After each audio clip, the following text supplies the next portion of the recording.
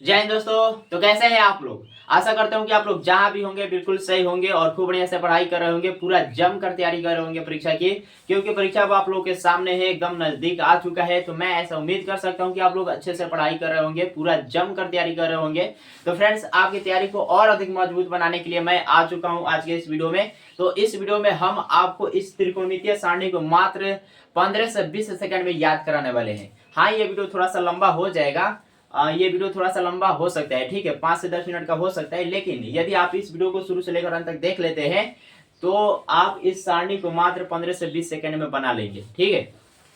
तो चलिए हम लोग वीडियो को फटाफट से स्टार्ट करते हैं। वीडियो को स्टार्ट करने से पहले आप सभी से रिक्वेस्ट है कि यदि आप मेरे चैनल पर नए हैं तो चैनल को सब्सक्राइब कर लीजिए, और यदि आपको वीडियो पसंद आए तो वीडियो को भी लाइक कर दीजिएगा, ठीक है। देखिए, ये वीडियो आपको पसंद आएगा ही, तो एक काम करिए, अभी आप वीडियो को लाइक कर दीजिए, ठीक है। और चलिए हम लोग फटाफट से स्टार्ट करते हैं। देखिए, इस वीडियो में जो हमने ट्रिक लिया है, ये बिल्कुल नया ट्रिक है। इस ट्रिक को हमने खुद बनाया है, ठीक है। और ये ट्रिक आपको पूरा यूट्यूब पर नहीं मिलेगा, मैं दावे के साथ कह सकता हूँ, ठीक है। तो काफी शानदार ट्रिक है। तो चलिए हम लोग इस सारणी को भरना सीखते हैं।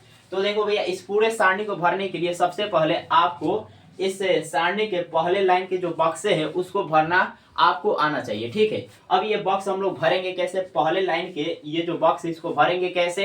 तो देखो भैया, इसे भरने के लिए हमने एक ट्रिक बनाया है। ट्रिक क्या है देख लो, काफी शानदार ट्रिक है। ट्रिक है, शून्य से आधा पेड़ का रूट 3 रूट में से घटा दो तब हुआ 1।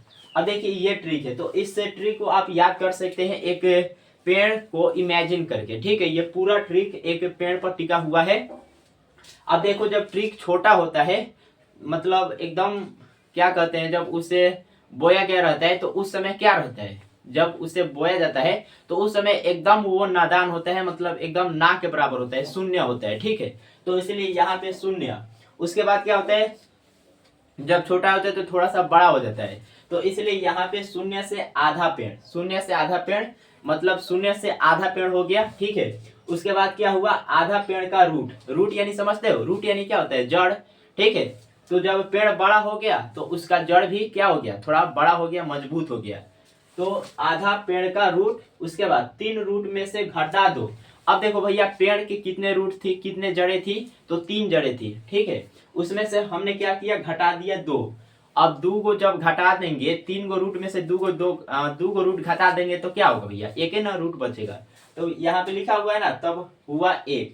तो बस इसी ट्रिक के मदद से हम पहले लाइन के बॉक्स को आसानी से भर सकते हैं। देखो कैसे, अब यहाँ पे देख सकते हो, शून्य से आधा पेड़, तो शून्य यहाँ पर है ना, तो यहाँ पे लिख दो शून्य। उसके बाद देखो आधा पेड़, उसके बाद क्या है, आधा पेड़। तो आधा पेड़ को क्या लिखेंगे, 1/2। आधा को क्या लिखा जाता है, 1/2 ही तो लिखा जाता है। तो यहाँ पे लिख दो भैया 1/2 हो गया। उसके बाद देखो आधा पेड़ का रूट, आधा पेड़ का रूट, तो आधा पेड़ कौन है, 1/2। यहाँ पर 1/2 इसका रूट, रूट चढ़ा दो, हो गया काम। अब इसको आप क्या लिख सकते हो बताओ, रूट 1/2 को क्या लिख सकते हैं, यहाँ पे 1 और ये रूट का 2 लिख सकते हैं, बिल्कुल लिख सकते हैं। उसके बाद देख लो क्या है, 3 रूट में से घटा 2। अब यहाँ पर देखो भैया, ये जो शब्द है ना, ये अब इससे मिलता जुलता शब्द है बट्टा। क्या है, बट्टा। तो यहाँ पर आप क्या समझेंगे, देखिए घाटा शब्द से आपको समझना क्या है, बट्टा। देखिए यहाँ पर इसका जो उच्चारण है, इसके उच्चारण में जो साउंड निकल रहा है वही साउंड इसमें भी निकल रहा है, तो आपको आसानी से याद हो जाएगा, ठीक है। आप आसानी से याद कर सकते हैं, घाटा से आपको क्या समझना है, बट्टा। तो यहाँ पर देख सकते हो, 3 रूट में से घटा 2, पहले 3 रूट लिख लो, ये 3, उसके बाद रूट, उसके बाद घटा 2। घटा से आपको क्या समझना है, बट्टा। तो यहाँ पे लिखो बट्टा, और उसके बाद क्या, 2। तो हमने 2 लिख दिया है। चलो उसके बाद क्या हुआ, तो उसके बाद हुआ तब हुआ 1। अब भैया देखो 3 गो रूट है, उसमें से 2 घटा देंगे तो क्या बचेगा, एक ही गो ना रूट बचेगा। तो यहाँ पर 1 लिख दो, हो गया काम। तो देख सकते हो भैया, देख सकते हो साइन थीटा का कितना आसानी से हमने सभी मान लिख दिया। देख रहे हो, यहाँ पे साइन 0 डिग्री के मान 0, साइन 30 डिग्री के मान 1/2, साइन 45 डिग्री के मान 1/√2, और साइन 60 डिग्री का मान क्या होगा, √3/2, और साइन 90 डिग्री का मान 1। तो देख सकते हो कितना आसानी से कंप्लीट हो गया पहले लाइन के बॉक्स। अब बाकी सब बॉक्स आप आसानी से भर सकते हो। देखो कैसे, यहाँ पर देखो कॉस का आपको भरना है ना, तो कॉस को भरने के लिए क्या करो, यहाँ से पहले लाइन में आपको दाएं तरफ से चलते हुए दूसरे लाइन में बाएं तरफ से लिख देना है। तो देखो दाहिने तरफ में सबसे पहला कौन है, एक है ना, तो यहाँ से लिखना शुरू करो एक। उसके बाद क्या है, रूट का 3/2 है ना, तो यहाँ पे लिख दो रूट का 3/2। उसके बाद क्या है, 1/√2, तो यहाँ पे 1/√2। उसके बाद क्या है भैया 1/2, तो यहाँ पे लिख दो 1/2। उसके बाद क्या है, जीरो है, तो यहाँ पे लिख दो 0। लो भैया हो गया, कॉस का भी कंप्लीट हो गया। कॉस के हमने क्या किया, सभी लाइन मतलब ये जो सेकंड लाइन है, सेकंड लाइन के सभी बॉक्स को भी हमने बहुत ही आसानी से भर दिया, ठीक है। उसके बाद देखो अब तीसरे लाइन को कैसे भरेंगे, तो एक चीज यहाँ पर आपको याद रखना पड़ेगा। देखो आप लोग जानते होंगे इस सूत्र को, क्या होता है, टेन थीटा बराबर होता है क्या, साइन थीटा बट्टा में कॉस थीटा होता है ना। तो बस हो गया काम, यही तो आपको करना है। देखो हमें साइन थीटा का मान मालूम है, कॉस थीटा का मान हमने ज्ञात कर ही लिया है, तो करना क्या है, टेन थीटा का मान ज्ञात करने के लिए क्या करना होगा, साइन थीटा के मान में कॉस थीटा से भाग दे देंगे तो टेन थीटा का मान निकल जाएगा। तो वही काम करिए, यहाँ पर देख लीजिए, तो 10 का हमें निकाला है ना, तो 0 में 1 से भाग दीजिए, क्या होगा, 0 ही आएगा, हो गया काम। उसके बाद 1/2 में √3/2 से भाग दे दीजिए, तो 2 से 2 कैंसिल हो जाएगा, तो क्या बचेगा बताओ, क्या बचेगा, 2 से 2 जब कैंसिल होगा तो क्या बचेगा, 1/√3 बचेगा कि नहीं, हो गया काम। उसके बाद देखो 1/√2 में 1/√2 से भाग देंगे तो 1 बार में जाएगा ना, तो यहाँ पे लिख दो 1। उसके बाद देख लो भैया √3/2 में 1/2 से भाग देंगे तो क्या होगा, 2 से 2 कैंसिल हो जाएगा, √3/1 बचेगा, रूट का 3/1 बचेगा, इसको हम लिख सकते हैं √3, हो गया ना। उसके बाद देख लो 1 में 0 से भाग देंगे तो क्या होगा, इन्फिनिटी होगा, बस हो गया।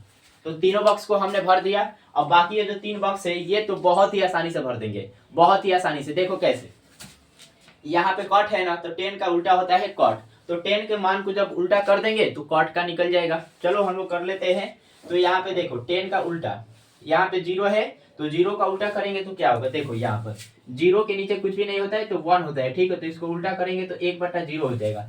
अब देखो 1/0 का मान क्या होता है, इन्फिनिटी होता है, तो यहाँ पर हम इन्फिनिटी लिख देंगे, ठीक है, तो यहाँ पर क्या हो जाएगा, इन्फिनिटी हो जाएगा। उसके बाद देखो 1/√3, तो 1/√3 को जब उल्टा करेंगे तो क्या होगा, √3 हो जाएगा।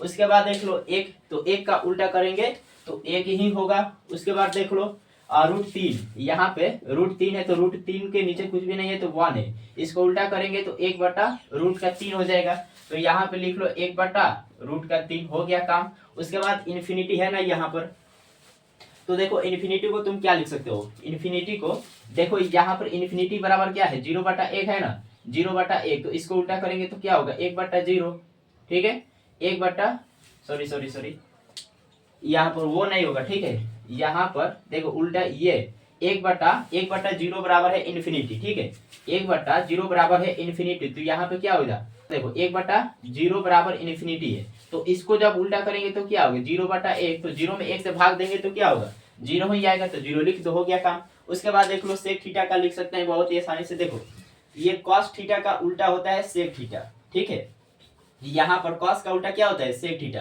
तो हम कॉस के जब मान को उल्टा करेंगे तो सेक का मान निकल जाएगा, ठीक है। तो चलो देखो कॉस का ये सभी मान है, तो 1 का उल्टा करेंगे तो 1 ही होगा। उसके बाद देखो √3/2 का उल्टा करेंगे तो 2/√3 हो जाएगा, ठीक है।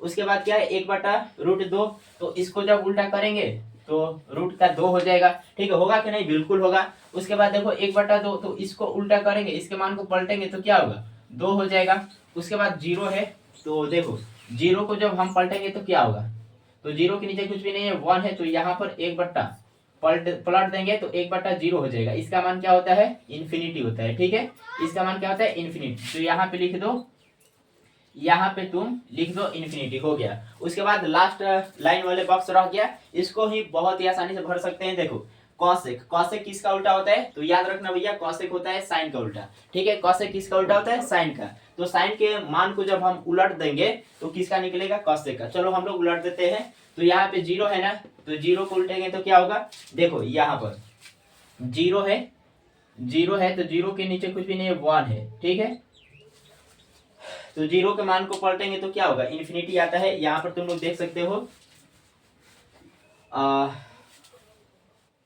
देखो यहाँ पे 0 है तो 0 के नीचे कुछ भी नहीं है, 1 है, इसको पलटेंगे तो 1 बटा हो जाएगा क्या 0। तो इसका किसका ये कितना के बराबर होता है, इन्फिनिटी के बराबर होता है। ठीक है, तो यहाँ पे तुम लिख सकते हो इन्फिनिटी। उसके बाद यहाँ पे तुम इन्फिनिटी लिख दोगे। उसके बाद देखो 1/2, तो 1/2 के मान को हम पलटेंगे तो क्या होगा 2/1 यानी बराबर में 2। उसके बाद देखो 1/√2 है ना, तो इसको भी पलटेंगे तो क्या होगा रूट का 2 हो जाएगा। ठीक है, उसके बाद देखो रूट का 3/2 है, इसको पलटेंगे तो क्या होगा 2/√3 हो जाएगा। ठीक है, उसके बाद 1 को पलटेंगे तो 1 ही आएगा। तो देख रहे हो भैया, ये पूरा सारणी हम लोगों ने भर लिया। बहुत ही आसान है, बस आपको क्या करना है इस ट्रिक को याद रखना है, बाकी चीजें तो आप देख ही लेंगे। अगर आपको अच्छे से समझ में नहीं है तो एक बार फिर से वीडियो देख लीजिए, आपको पूरा फिट हो जाएगा। पूरा आपके ये जो कंसेप्ट है ना आपके दिमाग में पूरा फिट हो जाएगा। ठीक है, तो चलो हम लोग मिलते हैं अगले वीडियो में, तब तक के लिए जय हिंद।